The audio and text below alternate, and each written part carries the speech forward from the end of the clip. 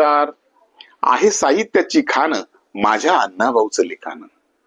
जे अण्णाभाऊ साठेची फकीराची कादंबरी आहे त्या कादंबरीला महाराष्ट्र शासनाने प्रथम पारितोषिक दिलं होतं आणि अण्णाभाऊ साठेंचा बहुमान वाढवला होता. मग अण्णाभाऊ साठेने आहे साहित्याची खाण माझ्या अण्णाभाऊचं लिखाण ह्या साहित्यामध्ये काय लिहिलेलं आहे ते इथल्या शोषित, इथल्या वंचित, इथल्या शेतकऱ्यांचं, शेतमजुरांचं दुःख त्यात लिहिलेलं आहे, त्यांची व्यथा त्यांची लिहिलेली आहे. हे अण्णाभाऊ साठेने आपल्या साहित्याच्या खाणीमध्ये लिखाण केलेलं आहे. गोवा मुक्ती संग्रामाचं लिखाण अण्णाभाऊ साठेंनी केलेलं आहे. बंगालचा दुष्काळ जो पडला होता त्याबद्दल अण्णाभाऊ साठेंचं लिखाण झालेलं आहे, त्यावर पिक्चर सुद्धा झालेला आहे. त्यानंतर आपला संयुक्त महाराष्ट्राची लढाई झाली होती, जी मुंबई ही महाराष्ट्राला मिळायची होती, त्यावर 105 हुतात्म्याने आपलं बलिदान देऊन ही मुंबई महाराष्ट्राला मिळाली, हे अण्णाभाऊ साठेंचं लिखाण केलेलं आहे. आणि अण्णाभाऊ साठेंनी इथे मुंबईची लावणी लिहिलेली आहे, इथल्या गोरगरिबांचं, इथल्या स्त्रियांचं शौर्य अण्णाभाऊ साठेंनी लिहिलेलं आहे. हे अण्णाभाऊ साठेंचं साहित्याच्या खाणीमधलं लिखाण आहे. नमस्कार.